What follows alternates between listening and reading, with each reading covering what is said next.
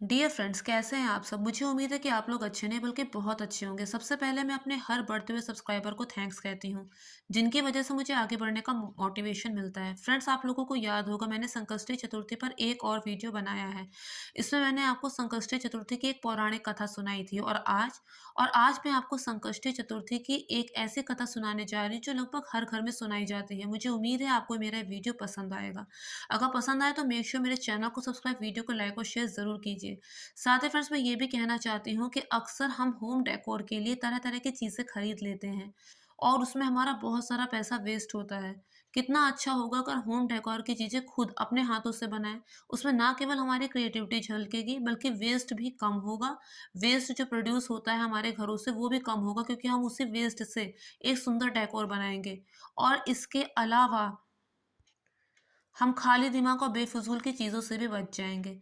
तो फ्रेंड्स अब मैं शुरू करती हूँ संकष्टी चतुर्थी की दूसरी कथा। एक बार की बात है, देवरानी जेठानी होती हैं। देवरानी गरीब होती है, जेठानी बहुत अमीर होती है। देवरानी उसके घर में चूल्हा-चौके का काम करती है। उसके घर में नौकरानी की तरह काम करती है जिसके बदले में जेठानी उसे बचा हुआ खाना और पुराने कपड़े आदि दे देती है, जिससे देवरानी के घर का गुज़ारा चल रहा होता है। देवरानी का जो पति होता है वो अक्सर बीमार रहता है और लकड़ियां काट के जंगलों से उसे बेचकर किसी तरह ये दोनों मियाँ बीवी अपना घर चला रहे होते हैं। इनके दो बच्चे भी होते हैं। एक बार के बाद सकट चौथ का दिन आता है तो देवरानी अपने घर का काम निपटाकर जल्दी से तिलकुट थोड़ा-सा तिल लेकर, थोड़ा-सा गुड़ लेके तिलकुटा बनाकर ऊँचे छीके पे रख देती है कि शाम को जब वो अपना व्रत खोलेगी तो उसके बाद इसी को खाकर पानी पिएगी। और उसके बाद वैसे ही व्रत रखी हुई वो अपनी जेठानी के घर जाती है और उसके घर का सारा काम करती है। उसके बाद खाना बनाने के उपरांत, रात्रि का खाना बनाने के उपरांत वो जेठ जी से खाने को कहती है तो वो कहते हैं कि जब तक मेरी पत्नी ने खाना नहीं खाया उसका व्रत है तो मैं कैसे खा सकता हूँ। बच्चों से कहती है, बच्चे कहते हैं कि जब माँ ने खाना नहीं खाया तो हम खाना क्यों खाएँ? हम भी खाना नहीं खाएँगे। अपनी जेठानी के पास जाती है तो कहती है कि अभी घर में किसी ने भी नहीं खाया, फिर मैं तुझे कैसे दे दूँ? जा, आज ऐसे ही चली जा, कल सुबह जल्दी आकर ले जाना। देवरानी उससे कुछ नहीं कहती और चुपचाप अपने घर वापस आ जाती है। इधर उसके बच्चे इस इंतज़ार में बैठे होते हैं कि आज तो त्योहार है, हमें अच्छे-अच्छे पकवान खाने को मिलेंगे। लेकिन जब देवरानी खाली हाथ आती है, तो उन्हें पता चल जाता है कि आज तो हमें अन्न का एक दाना भी नहीं मिलेगा, तो वो भूख से रोने लगते हैं। इस पर देवरानी के पति को गुस्सा आ जाता है और वो कहता है कि तेरे पूरा दिन काम करने से क्या फ़ायदा, जब तू बच्चों के लिए अन्न तक नहीं जुटा पाती। और उसी में गुस्से में उसे कपड़े पीटने वाले थपके से मारता है और जब वो टूट जाता है तो उसे पटरे से मारता है।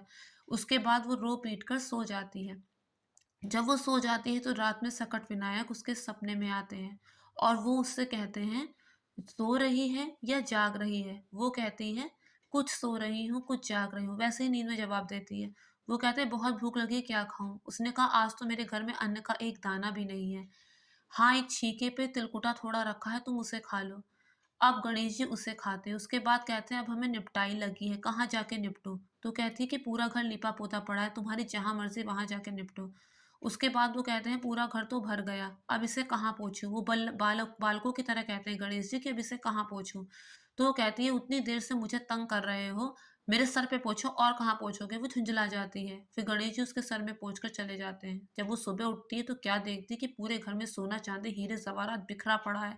पूरा घर उसका धन-धान्य से परिपूर्ण है, यहाँ तक कि उसके माथे पर भी सोने-चांदी का टीका लगा हुआ है।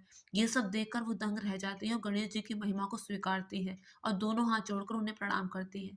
इसके बाद जेठानी उधर उसका इंतज़ार करती है, कहती है कि ये आई क्यों नहीं अभी तक काम करने?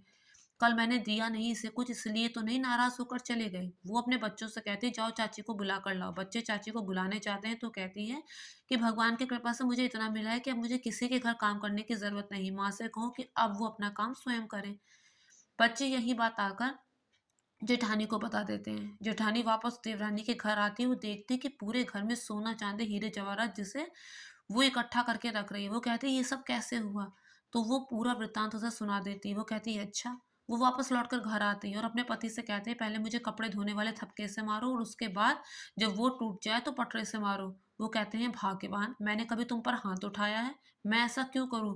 वो कहती है, जो मैं कहती हूँ वो करो। जब वो बहुत जिद करती है तो वो उसकी बात मान लेता है और उसे मारता है।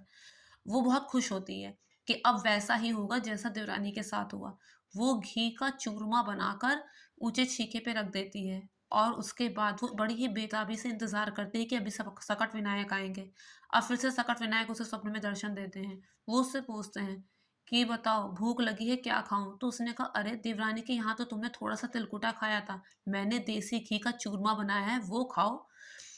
उसके बाद गणेश जी उस चूरमे को खाते हैं। फिर वो कहते हैं कि हमें निपटाई लगी है, कहाँ निपटो? बहुत खुश होती है जेठानी कि सब कुछ तो उसके मन मुताबिक हो रहा है। तो कहते हैं कि वहाँ पर तो टूटी-फूटी झोपड़ी थी, यहाँ तो कंचन महल है। जहाँ मर्ज़ी वहाँ जाके निपटो, पूरे घर में निपटो। उसके बाद वो उसके पूरे घर में निपट लेते हैं। उसके बाद वो कहते हैं, "कहाँ पोंछूँ?" वो कहते हैं, "अरे मेरे शीश पे पोंछो।"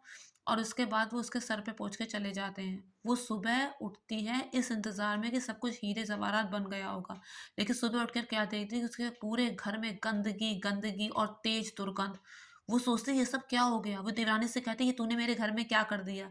उसके बाद जब उसके पति को सब कुछ पता चलता है, जेठानी के पति को सब कुछ पता चलता है, तो वो बहुत गुस्सा करता है। वो कहता है कि तेरे पास सब कुछ था, लेकिन उसके बाद भी तेरा मन नहीं भरा। तूने देवरानी से जलन की और देख इसका क्या परिणाम निकला है।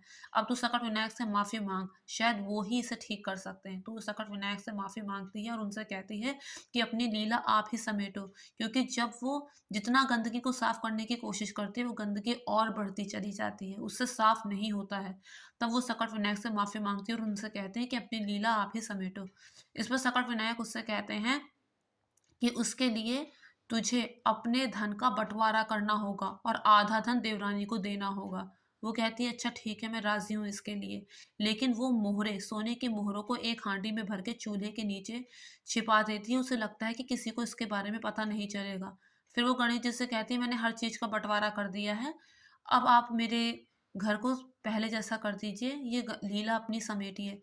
इस पर वो कहते हैं चूल्हे के नीचे जो तूने हांडी में मोहरें भरी रखी हैं उसमें से भी आधी देवरानी को दो। यहाँ तक कि ताक पर जो 2 सुई रखी है ना उसमें से भी 1 देवरानी को दो। उसके बाद ही सब पहले जैसा होगा। तो वो वैसा ही करती है और इसके बाद सब कुछ पहले जैसा हो जाते हैं। कहते हैं कि इस कथा को जो पढ़ता है, सुनता है अथवा दूसरों को सुनाता है या फिर हुंकारा भरता है, भगवान उसकी मनोकामना ज़रूर पूरी करते हैं। तो हे सकट विनायक, जैसा आपने देवरानी के साथ बाद में किया, वैसा सबके साथ करना। जैसा पहले किया, वैसा किसी के साथ नहीं करना। जय सकट विनायक की।